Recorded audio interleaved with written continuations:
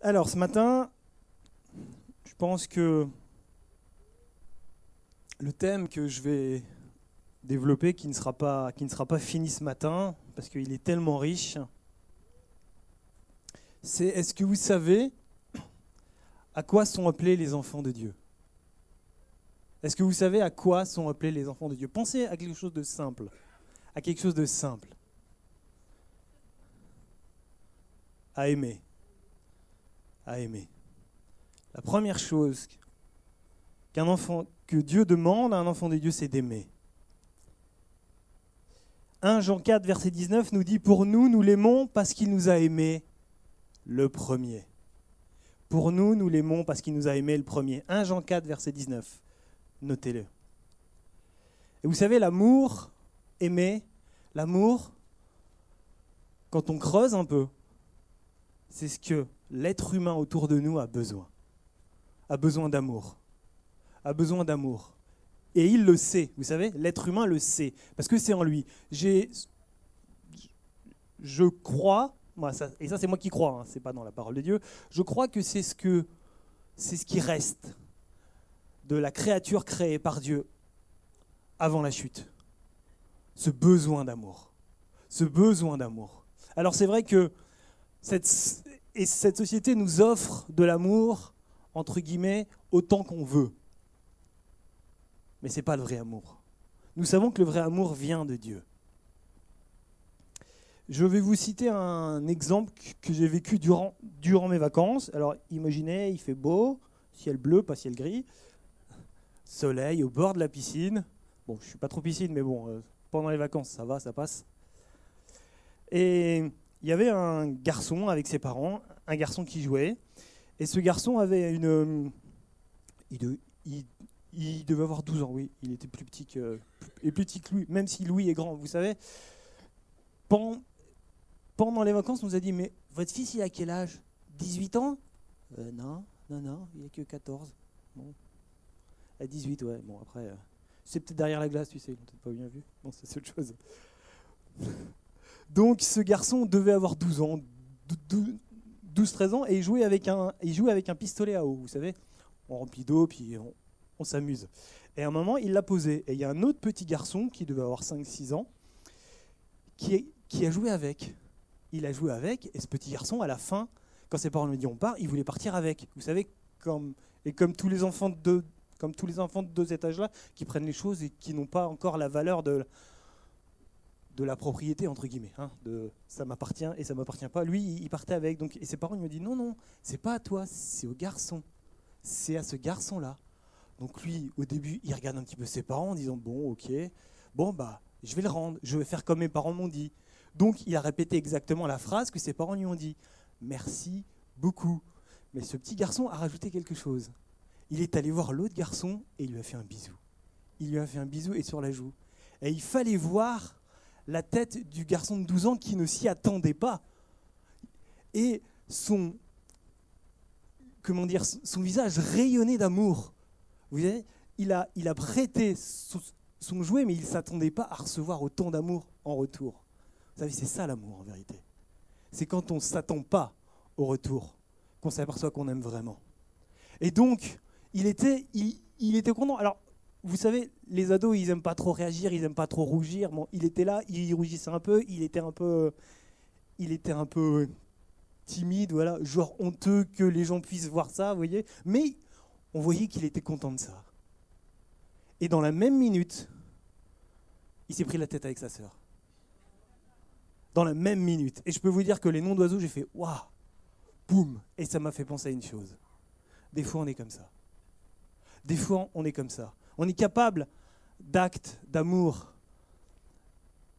invraisemblables et en même temps, notre frère et notre sœur qui est à côté de nous, on ne le regarde même pas. Aimer fait partie de l'homme. Aimer fait partie de l'homme. Je l'ai dit, j'aime à penser, c'est ce qui reste de Dieu dans l'homme après la chute. D'ailleurs, nous avons de multiples exemples de personnalités de tout horizon qui parlent de l'amour. Vous savez, à chaque fois qu'il y a une crise, que ce soit une crise économique, que ce soit une crise sociale, que ce soit n'importe quelle crise, l'amour revient toujours. En disant, mais vous savez, la solution, c'est aimer son prochain. La solution, ça serait peut-être de faire un peu plus attention à son prochain. Oui, c'est vrai. Mais tant que ça reste humain, ça reste des paroles vaines.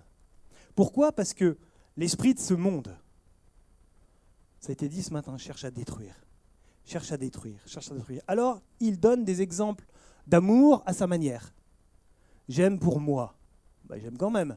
Mais j'aime avant tout pour moi. Et pour me sentir bien. Pour me sentir... vous voyez, je suis quelqu'un qui est capable d'aimer. Mais en vérité, je ne le fais pas pour les autres, je le fais pour moi.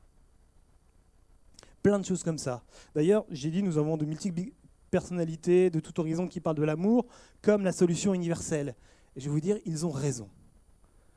L'amour de Dieu est la solution au problème de cette société et de cette humanité. L'amour de Dieu est la solution à tous les problèmes de cette société. Donc, d'une certaine manière, ils ont raison. Mais ils ne pensent pas comme ça. Il y a des chanteurs qui parlent de ça. Vous connaissez peut-être et cette chanson « All you need is love ». « Love is all you need ». Tout ce dont tu as besoin, c'est d'amour. L'amour est tout ce dont tu as besoin. Il y a des auteurs qui ont parlé de l'amour, comme l'amour est une chose universelle. L'amour d'une maman est une chose universelle, un amour qu'on garde toute sa vie, et c'est vrai. Des philosophes ont parlé de l'amour, des hommes politiques, des hommes religieux. Bref, pour une fois, l'humanité est d'accord. Pour une fois, l'humanité est d'accord avec Dieu, sans le savoir. Pour une fois, l'humanité est d'accord avec Dieu. Cette humanité a besoin d'amour. Elle le ressent dans toutes ses tripes. Mais souvent, ils ne savent pas que Dieu est amour. Et là se pose le problème. C'est pour ça que je reviens à ma question du départ. À quoi sont appelés les enfants de Dieu ? À démontrer que Dieu est amour. À démontrer que Dieu est amour, parce que l'humanité a besoin de cet amour. A besoin de ce véritable amour pour découvrir réellement Dieu. Pour découvrir que Dieu les aime. Eux, personnellement, pour ce qu'ils sont. Et que Dieu a une réponse toute particulière, parce qu'il les aime, à leur vie. Vous savez, il y a des projets de bonheur et non de malheur pour l'humanité tout entière. Et pas pour juste ceux qui ont choisi de suivre Jésus. Il aime l'humanité tout entière. D'ailleurs, il est le créateur de l'amour. On dit que Dieu est amour, pas Dieu. Dieu n'est pas l'amour, Dieu est amour. C'est-à-dire que ça fait partie de ce qu'il est. Avant toute chose, Dieu est amour. Dieu aime, Dieu aime, Dieu aime, Dieu aime, Dieu aime. D'ailleurs, le plus bel exemple, vous le savez, c'est la venue de Jésus et sa mort. Jean 3, 16, versets 16 et 17. On va le prendre, ces versets qu'on connaît. Mais c'est le plus bel exemple d'amour. Jean 3, versets 16 et 17.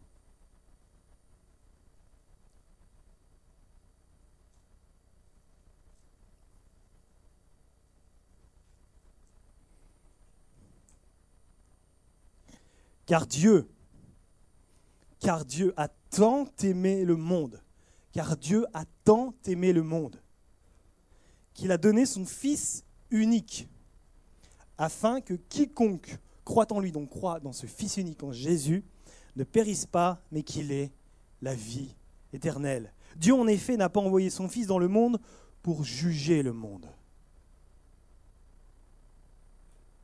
mais pour que le monde soit sauvé par lui. Sauvé par lui. C'est bien un acte d'amour, ça. C'est bien un acte d'amour que l'humanité qui est pourtant contre Dieu, qui fait des choses pourtant contre les lois divines de Dieu, qui n'aime pas Dieu, parce que ne connaît pas Dieu. Mais pourtant ce Dieu-là, qui aime tellement l'humanité, a voulu trouver une solution à ça. La solution, c'est Jésus.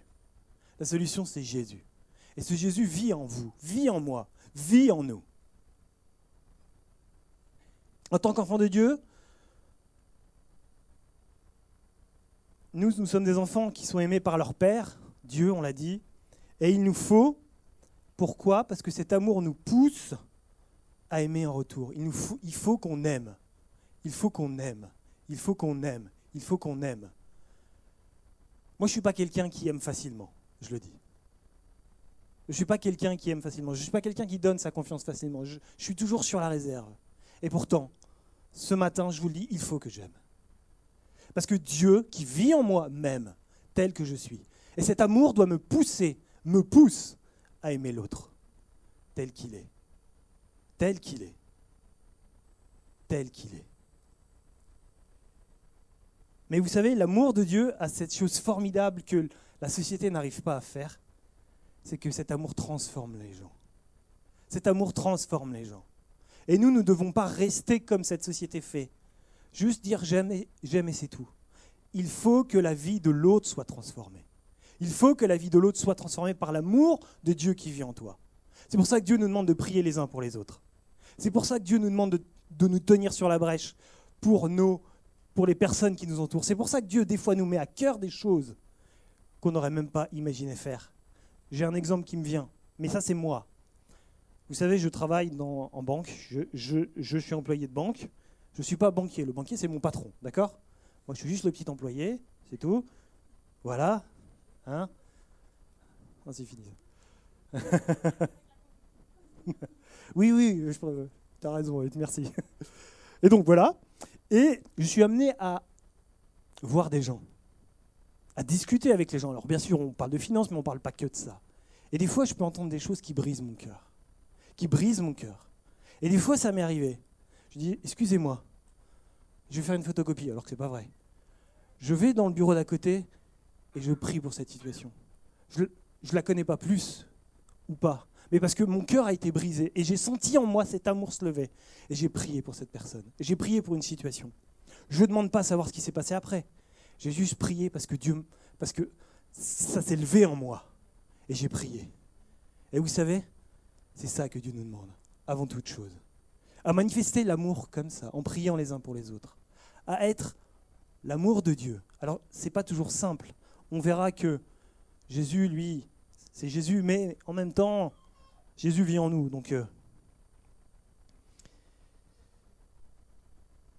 Et donc, il faut que nous aimons aussi en retour parce que Dieu nous aime. Ceux qui nous entourent, c'est la première des choses, la famille, ceux qui nous entourent, mais aussi ceux que nous ne connaissons pas. Et là, je peux dire personnellement que j'ai plus de soucis par rapport à ça. Vous savez, on a du mal des fois avec ce qu'on ne connaît pas. Mais c'est juste de la connaissance en vérité. Ou c'est juste de la méconnaissance en vérité. C'est parce qu'on ne fait pas l'effort. Je sais que l'amour dans la société humaine est souvent galvaudé, surfait. Elle n'est jamais appréciée à sa juste valeur. Alors je suis désolé si je vais choquer ce matin, mais une chose, c'est les relations amoureuses des jeunes. Nous, on est trop vieux, nous, c'est fini. Vous savez, rempli de belles phrases. Je t'aime.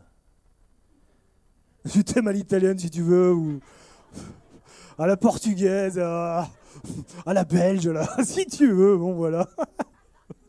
Je sais que, mais tu as tout à fait raison, Madeleine. Souvent, les chansons qui parlent d'amour, c'est pas, voilà, ça entretient ces faux sentiments, que tout est beau, que tout est rose, que quand l'amour est là, tout va bien. Vous savez, c'est le prince et la princesse. Hein.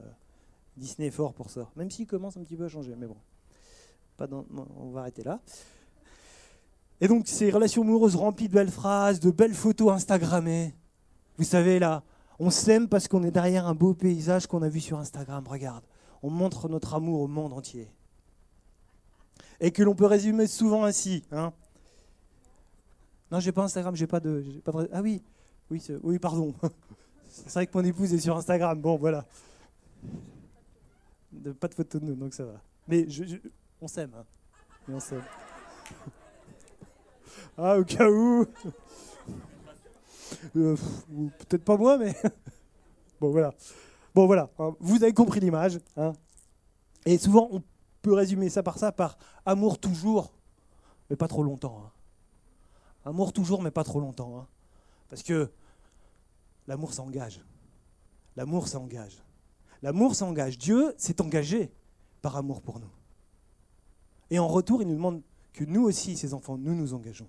Alors quand on aime, c'est plus simple, même si c'est pas toujours simple, la vie de couple, surtout avec moi. Voilà. Ça c'est dit.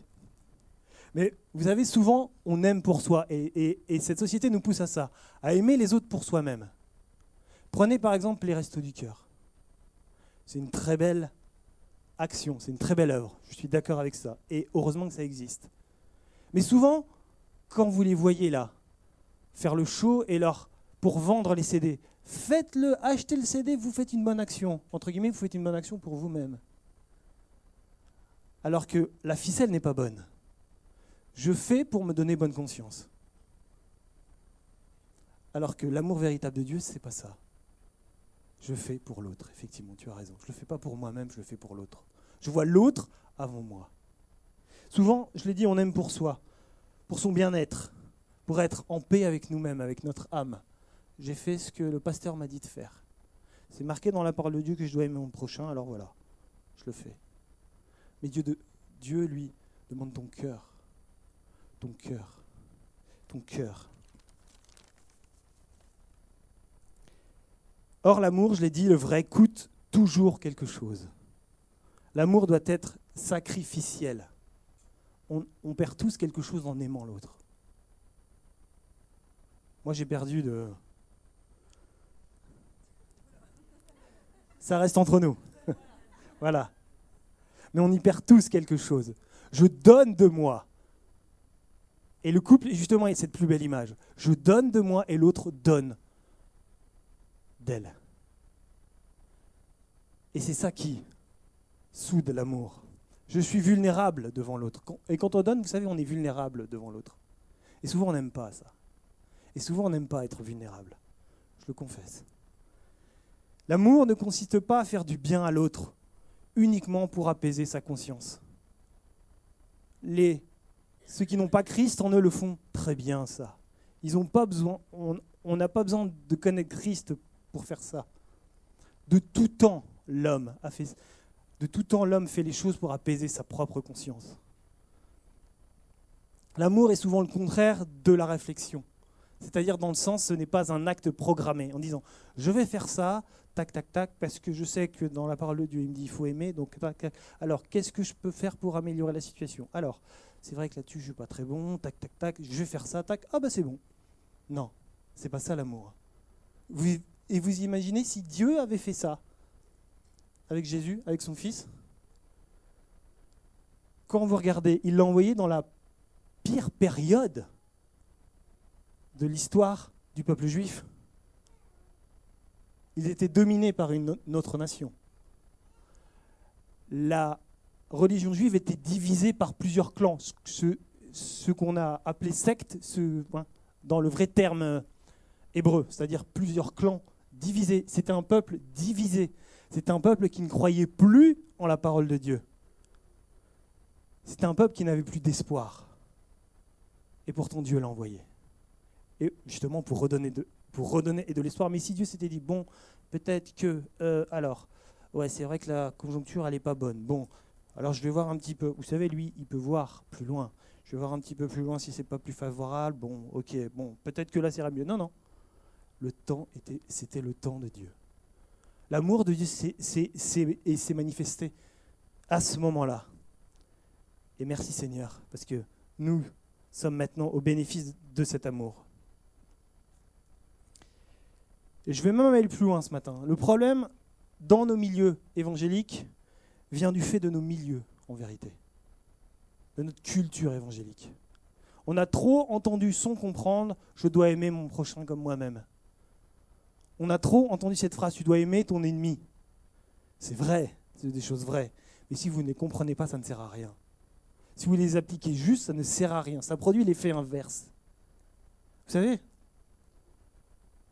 un enfant de Dieu ne fait pas la chose pour lui. Il l'a fait d'abord pour Dieu. Et c'est Dieu qui agit à travers nous, et pas nous qui agissons à travers Dieu. Vous savez, certaines religions sont spécialistes de ça. Je ne voudrais pas la citer, il y en a une qui est pas loin là-bas avec un grand clocher, bon voilà, j'ai pas dit, sans quelque chose. ils sont spécialistes de ça. L'amour, vous savez, l'amour. On met de l'amour partout. Il faut aimer, il faut aimer, il faut aimer, il faut aimer. Alors on ouvre les églises, on fait des choses, on fait des messes, on fait des trucs, et derrière on ferme tout. Le cœur est fermé. Parce qu'ils ont tout donné dans le groupe. Je ne dis pas que le groupe n'est pas bon. Le groupe sert des fois à amener les choses, à se dire, tiens, j'avais pas pensé à faire ça moi-même. Je vais aller, je vais voir, et souvent on découvre qu'on aime faire ça, qu'on aime et que ça lève en nous une flamme, et c'est important. Mais le déclic doit venir de notre cœur, personnellement, dans ma relation avec Dieu. Et donc, je dis le problème vient du fait de nos milieux, c'est ce que l'on sait, on sait qu'on doit aimer l'autre. On sait qu'on doit aimer l'autre parce qu'on se sent aimé de Dieu. C'est comme une pression sur nous. Vous savez, quand Dieu aime, Dieu aime. Dieu aime. Je pense que des fois, je suis un peu lourd avec ma femme, parce que je l'aime. Mais Dieu est souvent pire que moi, tu sais. Bon, voilà.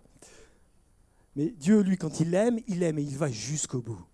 Et il va jusqu'au bout. Il va jusqu'au bout. Combien de fois n'avez-vous pas été, j'aime pas ce mot-là, mais embêté par Dieu d'une bonne manière? Pourquoi? Parce qu'il vous aime. Il vous aime et il veut transformer votre vie. Et il veut que votre vie soit des plus que vainqueurs. Il veut que vous soyez des plus que vainqueurs dans toutes vos situations. Alors il est là, il pousse, il dit, mais regarde, j'ai fait ça pour toi, regarde, tac, tac, tac, tac, tac, tac. Ça, c'est l'amour de Dieu.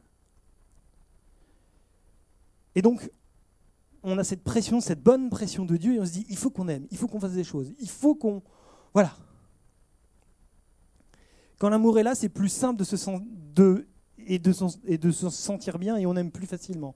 Ça, c'est vrai. Et il y a ce commandement de Jésus en Jean 13, versets 34 et 35, on va le prendre si vous voulez bien. Il n'y aura pas trop de versets ce matin. On va beaucoup rester dans Jean. Ça change de Romain, oui, je l'ai entendu.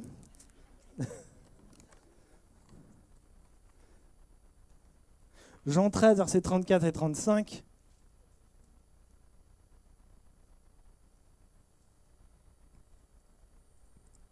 Jean 13, versets 34 et 35.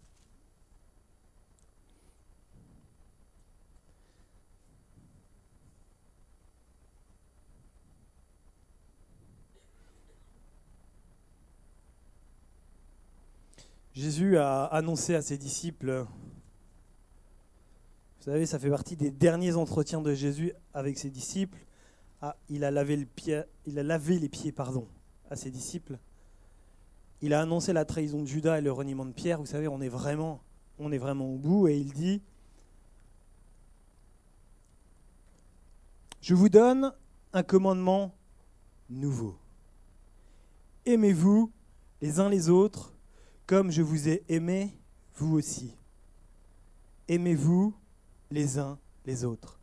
À ceci, tous connaîtront que vous êtes mes disciples, si vous avez de l'amour les uns pour les autres. Jésus annonçait déjà la couleur. Un enfant de Dieu doit être, on doit le reconnaître, pas au fait qu'il est la plus grande foi du monde. Les gens s'en foutent. Je sais qu'on vous bassine à raison avec la foi, mais ça c'est dans votre propre relation avec Dieu. Croire ce que Dieu dit est une base, est essentielle. Mais ce que l'autre qui ne connaît pas Dieu voit, c'est l'amour que vous avez. Vous savez, des fois, cet amour béat. On dit, mais lui, il est toujours content. Lui, il est toujours joyeux. Lui, il a toujours, lui ou elle, il a toujours une bonne parole. Est-ce qu'on est toujours comme ça dans notre travail? Est-ce que des fois, on n'arrive pas et on fait une tête de 6 pieds de long, merci. Et puis là, on se dit, bon, Saint-Esprit, il faut que tu m'aides, il faut que je parle de toi. Et le Saint-Esprit dit, mais non. Il y a un truc qui ne va pas. Ton attitude n'est pas bonne. Ça va, Edouard?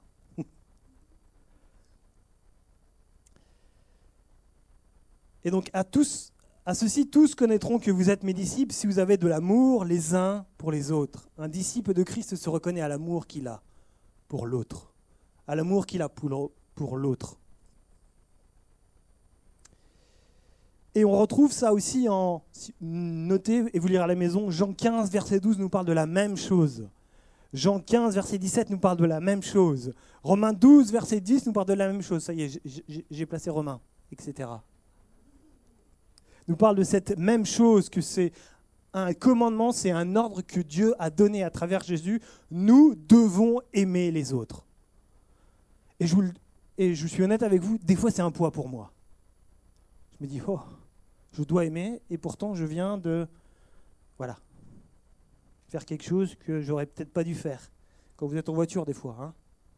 Ça monte souvent quand on est en voiture. Voilà, exactement. Exactement. C'est vrai que c'est souvent dans les difficultés ou dans les coups de pression qu'on voit le vrai caractère. Mais on va aussi lire un texte en Matthieu, si vous voulez bien. Matthieu 5, versets 43 et 44, pardon.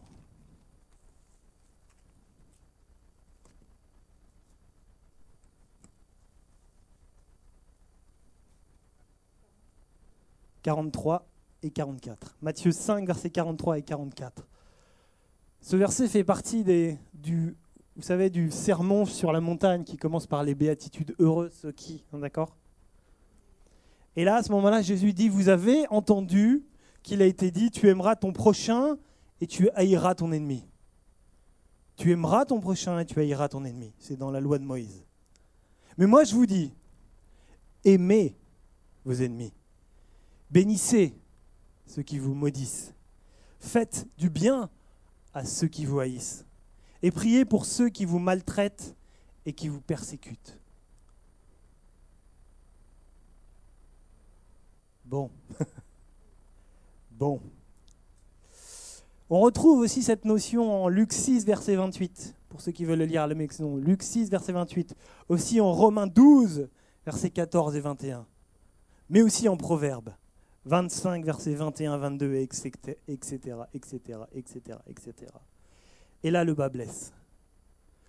Et là, le bas blesse. Soyons honnêtes, et là, le bas blesse. Je dois aimer mon ennemi. C'est-à-dire, comme Dieu pense l'amour, faire du bien à mon ennemi.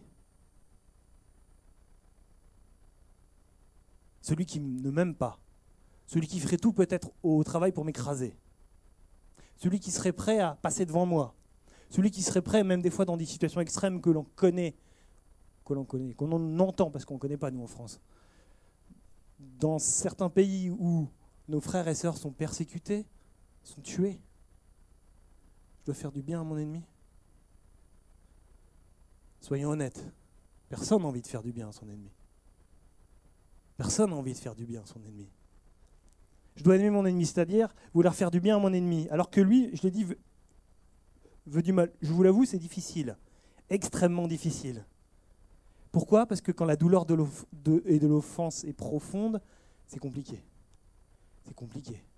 C'est compliqué. On a cette rancœur qui remonte et c'est tout à fait normal. Alors souvent, on se force à aimer. On aime un petit peu. On s'achète une tranquillité d'âme pour les œuvres. Je vous donne un exemple. Je donne aux pauvres ou à l'indigent qui est en bas de chez moi. Puis je dis, voilà, j'ai fait ce qu'il fallait. Parce qu'on doit le faire. Dieu nous pousse à ça. Dieu nous commande même ça, d'aimer notre prochain comme nous-mêmes. Un commandement. Pourtant, Dieu ne force personne. Et donc on le fait, mais on ignore des fois complètement notre voisin. On ignore des fois complètement notre collègue. Parce qu'on sait qu'avec lui, c'est peut-être un peu tendu. Donc je ne lui parle pas, ou je lui parle juste un minimum. Mais comment ce collègue, ce voisin, mettez le mot que vous voulez, ce membre de votre famille, comment pourra-t-il se réconcilier avec Dieu s'il ne voit pas de l'amour? Parce que vous savez, quand quelqu'un n'apprécie pas quelqu'un, l'autre le sent. Hein. On le sent. Et souvent, on a tendance à aller naturellement vers les gens vers qui on se tourne. Et on ne va pas vers ce genre de... J'aime pas dire ce genre de, mais vous comprenez. Ce genre de personnes où on sait que on va se prendre peut-être une réflexion, on va peut-être se prendre une phrase qu'on n'a pas envie d'entendre. Mais pourtant, comment il saura que l'amour de Dieu est aussi pour lui?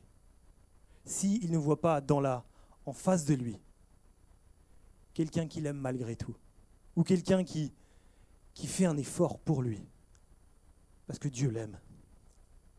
Alors je sais, c'est difficile. Je sais que, je vous dis, j'ai pas envie de le faire, des fois. Souvent. Très souvent. Non mais, on est devant Dieu. Hein. On se doit d'être authentique. Alors souvent, je le dis, on se force à aimer, on fait des choses, on dit voilà, j'aime. Mais je vous dis, j'ignore complètement les choses, les personnes qui sont autour de moi. On va encore lire un texte, si vous voulez bien, en Jean, et cette fois-ci, l'épître de Jean, 1 Jean 3, verset 1.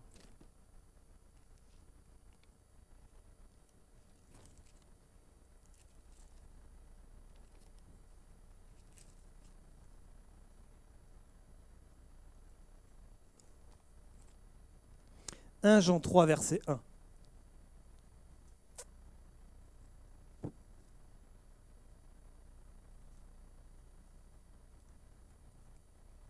Voyez quel amour le Père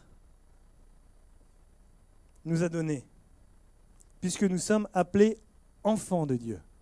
Ça, c'est un plus bel acte d'amour. Il nous a fait enfants de Dieu. Je suis enfant de Dieu, vous êtes enfant de Dieu. Et en tant qu'enfant de Dieu, nous sommes au privilège de tout ce que Dieu en réserve pour nos vies. Ça, c'est une marque d'amour, une grande marque d'amour. Je vois que ça vous étouffe. Et nous le sommes. Voici pourquoi le monde ne nous connaît pas. C'est qu'il ne l'a pas connu. Et si le monde ne connaît pas Dieu, à quoi ça sert que Jésus soit venu sur la croix?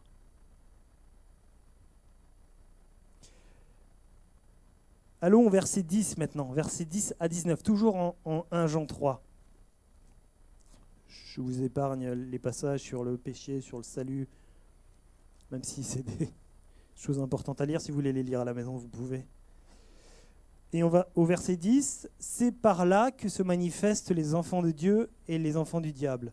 Quiconque ne pratique pas la justice n'est pas de Dieu. » Vous allez me dire, qu'est-ce que la justice a à voir là-dedans? Non plus que celui qui n'aime pas son frère. Aimer Dieu, aimer son prochain, c'est être dans la justice de Dieu.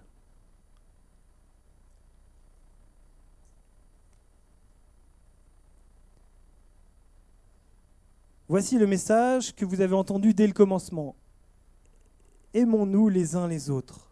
Ne faisons pas comme Caïn, qui était du malin et qui égorgea son frère. Et pourquoi l'égorgea-t-il? Parce que ses œuvres étaient mauvaises et que celles de son frère étaient justes.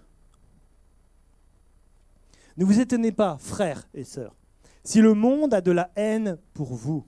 Nous savons que nous sommes passés de la mort à la vie parce que nous aimons les frères et sœurs.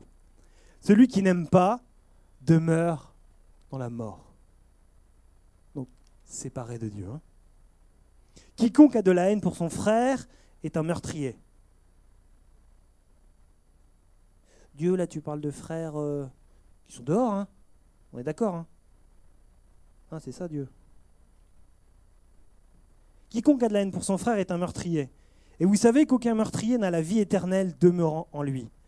À ceci, nous avons connu l'amour, c'est qu'il nous a donné sa vie pour nous. Nous aussi, nous devons donner notre vie pour les frères. Alors, je m'arrête là, on finira après, mais je sais qu'il y a un débat dans, on va dire, chez les évangéliques avec le mot frère. C'est vrai que frère, c'est ceux qui connaissent Jésus. D'accord ? Frères. Donc on parle bien de nos frères et sœurs, on parle bien de l'Église, on parle bien de... Je sais qu'on prend souvent ce verset, on le sort du contexte pour faire des actions sociales, par exemple. Mais là, on parle bien de frères et sœurs dans l'Église. Si quelqu'un possède les biens du monde, qu'il voit son frère dans le besoin et qu'il lui ferme son cœur, comment l'amour de Dieu demeurera-t-il en lui? Petits enfants, N'aimons pas en parole ni avec la langue, mais en action et en vérité. Par là, nous connaîtrons que nous sommes de la vérité et nous apaiserons notre cœur devant Dieu ou devant lui. Aimer comme Jésus. Voilà notre défi d'enfant de Dieu. Voilà mon défi, moi, en tant qu'enfant de Dieu. Aimer comme Jésus. Aimer comme Jésus. Ma femme, ça va. Mon fils, ça va. Ma mère, ça va.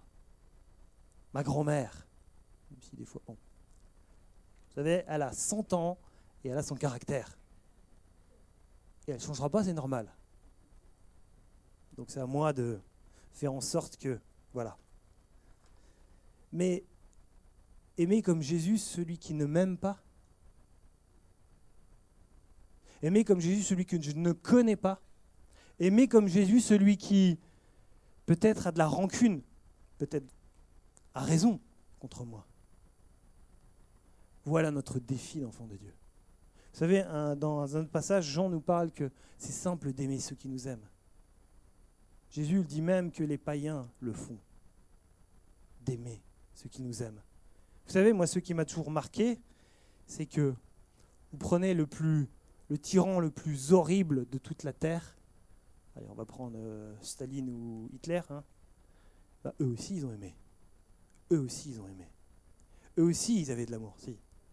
Mais si. Pour sa femme, Eva Braun. Ben oui, ben oui. Mais pas pour les gens, je suis d'accord avec toi. Mais l'homme le plus pécheur au monde aime.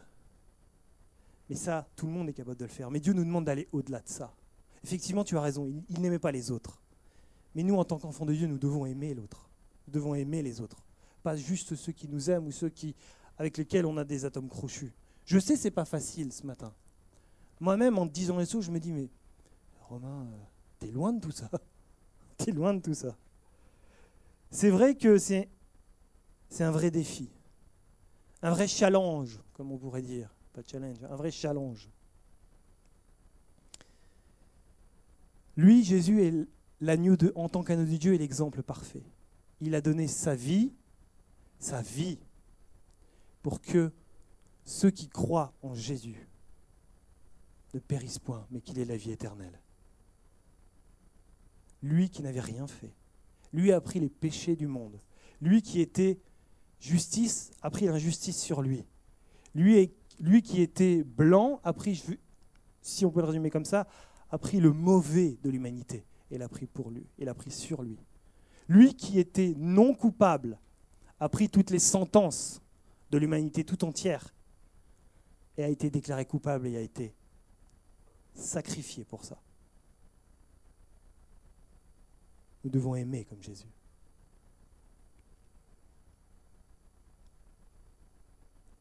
Moi, je vous dis, c'est pas impossible. En même temps, je me le dis à moi que c'est pas impossible. Car ce sentiment nous est déjà tous arrivé. On a tous, à un moment donné, fait une chose par amour sans y réfléchir. Non ? Non ? Si.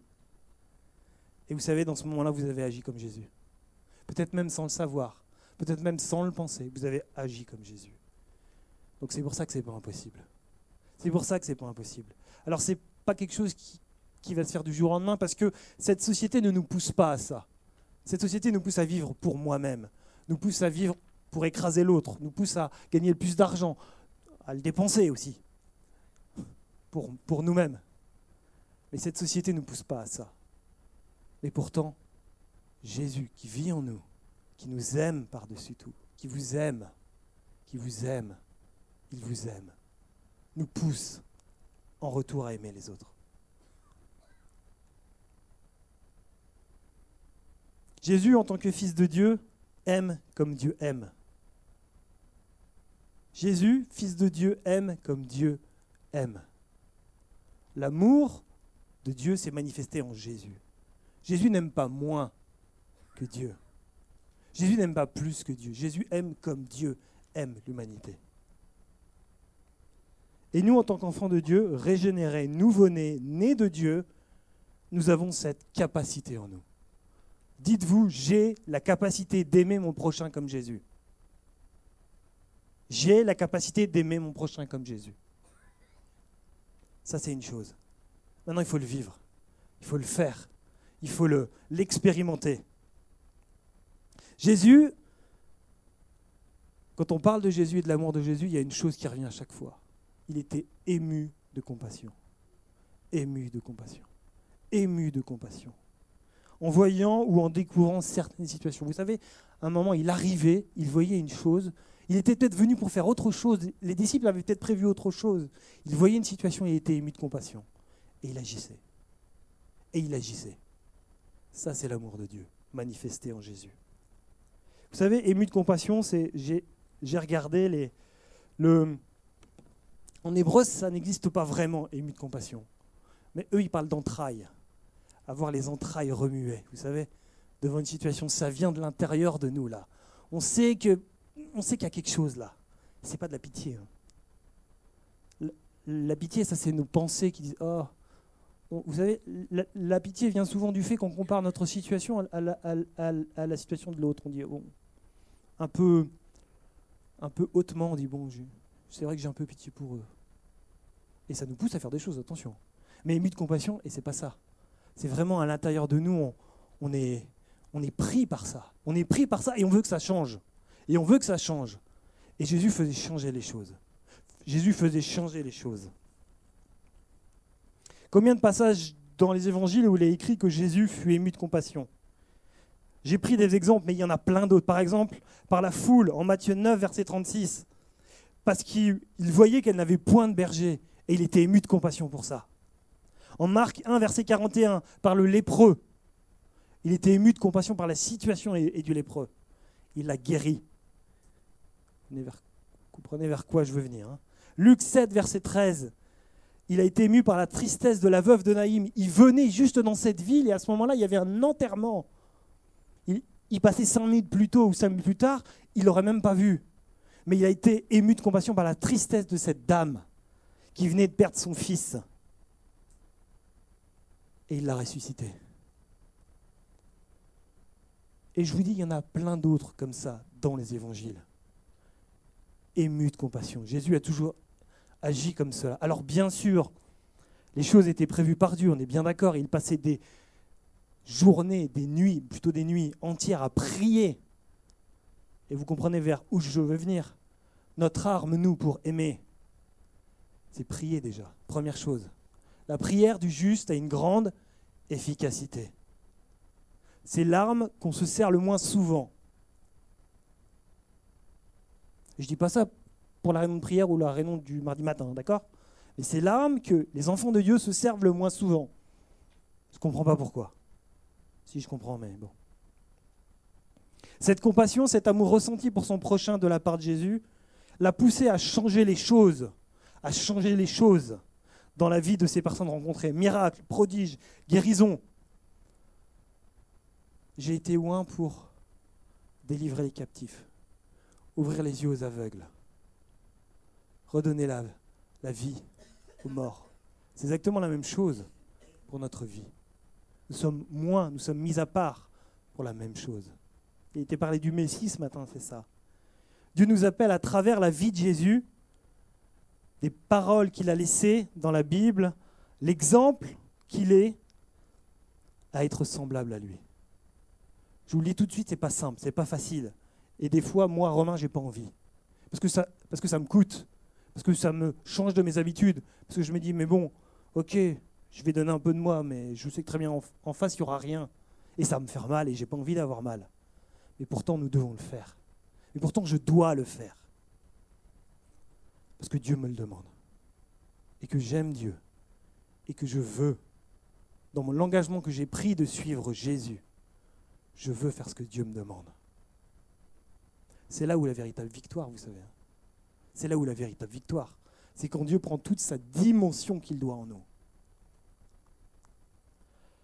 Être semblable à lui, ému de compassion pour les autres, agir pour que la situation de l'autre évolue et change. Vous savez, aimer, c'est pas juste dire « je t'aime », mais je te laisse comme ça.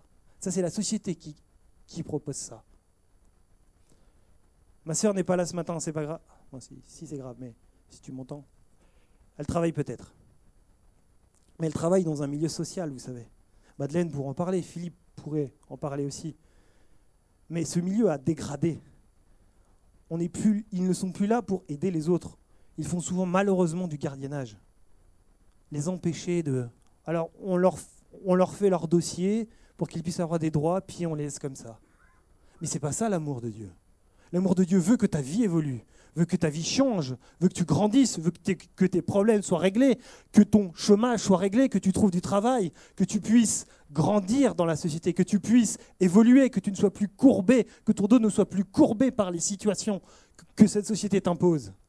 C'est ça le véritable amour de Dieu. Et notre attitude doit être celle-là. J'aime, mais pas juste pour aimer. J'aime pour aider l'autre à se sortir de sa situation. C'est pour ça que Dieu nous dit de prier les uns pour les autres.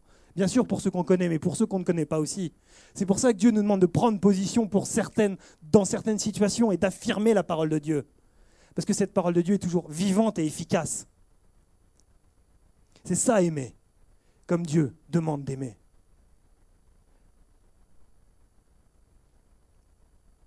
Pour que la situation de l'autre évolue, change. Ce nouveau commandement donné par Jésus en Jean 13 et qu'on a mis en parallèle avec Matthieu 5, qu'on a lu, on en a parlé, ne peut s'appliquer à nos vies que d'une seule manière. Que d'une seule manière. Ce n'est pas parce que j'ai décidé de me conformer à ça que ça va arriver. Ce n'est pas par mes propres forces humaines que je vais y arriver. Je n'y arrive pas. Je n'aime pas par mes propres forces. Je suis désolé de le dire. Mais quand quelqu'un voilà, c'est tout. Par ma propre volonté, je n'y arrive pas non plus. Non mais soyons honnêtes ce matin. Par notre propre force et par notre propre volonté, nous n'y arrivons pas. Le seul moyen, c'est par le Saint-Esprit. Par le Saint-Esprit qui vit en nous. L'amour, c'est le premier quartier ou la première portion du fruit de l'Esprit. Galates 5, verset 22. Le fruit de l'Esprit est l'amour. Ça veut dire que sans Dieu, nous ne pouvons pas aimer comme Dieu veut que nous aimons. Si tu veux. On ne peut pas aimer son prochain, même son ennemi, sans l'aide du Saint-Esprit en nous. Sans l'aide du Saint-Esprit en nous. C'est une chose à accepter. Même ceux qui ont une tendance naturelle, vous savez, ça, il y en a, et je les bénis pour ça, à être empathique avec les autres. Vous savez, il y en a des comme ça. Des fois, ça m'énerve, mais bon, voilà. Mais même ceux-là ont besoin du Saint-Esprit pour aimer comme Dieu veut qu'ils aiment. Parce que quand Dieu se sert de nous, il sublime ce que nous sommes. Il travaille notre vouloir et notre faire. D'ailleurs, nous avons lu ce matin dans Jean, dans son épître, que l'amour est la marque du vrai chrétien. Pas la foi. L'amour est la marque du vrai chrétien. Je le dis, la foi est importante. Paul nous le rappelle dans l'Épître aux Romains. Il cite Michée. Le juste vivra par la foi. Ça, c'est non négociable. Mais la marque de l'enfant de Dieu, c'est l'amour. L'amour qu'il déploie pour l'autre. Pas pour lui-même, mais pour l'autre. Marque du vrai chrétien. Vous savez, chrétien qui veut dire petit Christ. La solution à ce monde qui va à sa perte, c'est réellement l'amour. C'est réellement l'amour. Et moi, vous, chacun d'entre nous, on a cette solution en nous. L'amour que Dieu a pour l'humanité. L'amour véritable, l'amour de Dieu. Voici notre plus grand défi à nous, d'enfants de Dieu. D'être ce modèle de vie dans l'amour que seul Dieu donne. Et d'être ceux qui donnent l'envie aux autres de connaître cet amour. Donner l'envie d'aimer, hein, pour paraphraser le chant. C'est le plus beau témoignage qu'un enfant de Dieu peut donner. Aimer. Aimer sans rien attendre en retour. Aimer juste parce que Dieu aime.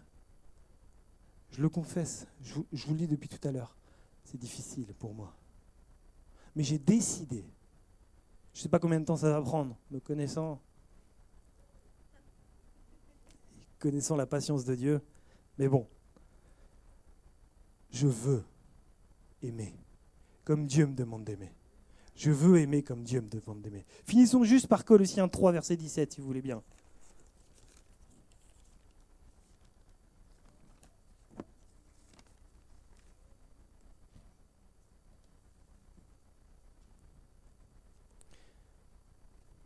Colossiens 3, verset 17. Vous savez, il y a quelque temps, j'avais fait une prédication sur « Tu es appelé à plus ». Nous sommes appelés à plus ce matin. Nous sommes appelés à plus au niveau de l'amour. Colossiens 3, verset 17 nous dit « Quoi que vous fassiez en parole ou en œuvre, faites tout au nom du Seigneur Jésus. » Pas pour nous-mêmes, mais faisons-le pour Dieu. Tout au nom du Seigneur Jésus, en rendant grâce par lui à Dieu, le Père. Tout est dit. Tout ce que vous pouvez dire ou faire, agissez au nom du Seigneur Jésus. En pensant que je suis l'amour. Alors, des fois, faire, ne faites pas les choses pour faire. Vous comprendrez bien ce que je veux dire ce matin. Ne faites pas les choses pour faire. Ça mène à rien. Les gens qui sont au dehors font les choses pour faire. Et pourtant, la société ne va pas mieux. Mais faites les choses par conviction. Conviction que vous avez dans le cœur. Vous savez, Dieu cherche des adorateurs en esprit et en vérité, ou conduit dans la vérité, par l'esprit. Seigneur, je te remercie ce matin. Je te remercie parce que effectivement, tu es ce Dieu plein d'amour. Tu es ce Dieu qui nous aime. Tu es ce Dieu qui veut que nos situations changent, évoluent. Tu es celui qui veut nous sortir peut-être des zones de confort où nous nous trouvons, peut-être de nos déserts, peut-être d'autres choses, Seigneur. Mais tu as des projets de bonheur pour nos vies, Seigneur. Et ces projets ne s'arrêtent pas à nous-mêmes, Seigneur. Ces projets sont pour l'humanité tout entière. Tu as payé le prix pour ce monde. Et ce monde, malheureusement, meurt. Alors, Seigneur, tu nous as mis tu nous as disposés comme des lumières, comme le sel que nous devons être. C'est-à-dire celui qui amène un goût différent, une envie différente dans notre travail, dans notre quartier, dans notre ville, dans notre lycée, dans tout ce que nous faisons chaque jour, Seigneur. Aide-nous, Seigneur, juste à aimer. À aimer comme toi, Jésus, tu as aimé quand tu étais sur cette terre. Aide-nous, Seigneur, à accomplir la volonté de Dieu pour notre vie, Seigneur. Travaille encore ce que je suis, humblement. Travaille encore ce que nous sommes, Seigneur. Et que, effectivement, ton Église puisse rayonner, pas parce qu'elle est grande, pas parce qu'elle est belle, pas parce que les travaux sont finis, même si c'est important, mais juste parce que les gens sachent que ici, l'amour est présent. Merci, Seigneur, pour qui tu es, Jésus. Merci pour les questions que tu vas mettre sur les cœurs, les réponses que tu vas donner, peut-être les envies d'aller plus loin. Merci, Jésus, parce que tu es ce Dieu vivant qui agit pour nous. Merci parce que tu nous demandes de prendre part à ton royaume et tu nous fais acteurs, Seigneur. Alors Jésus, viens au secours de nos faiblesses, Seigneur. Viens au secours de nos pensées. Viens au secours peut-être de ce que je suis, Seigneur. Et que toute la gloire te soit rendue, Jésus. Amen.